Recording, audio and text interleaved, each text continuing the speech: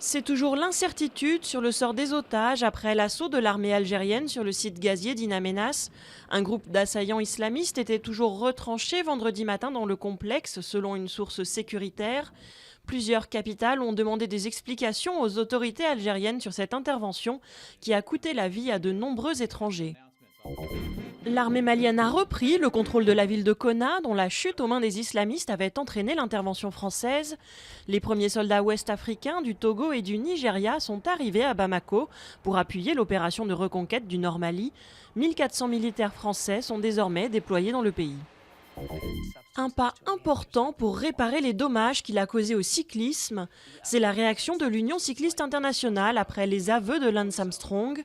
Face à l'animatrice Oprah Winfrey, le vainqueur déchu de cette Tour de France a reconnu qu'il n'avait pas gagné proprement en tissant un gros mensonge pendant plus de 10 ans.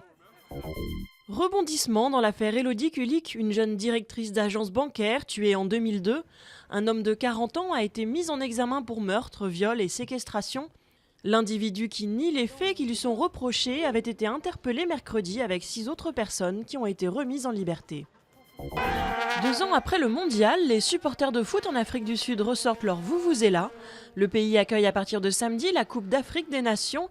C'était la Libye qui devait l'organiser, mais elle a dû se retirer de la course il y a 9 mois.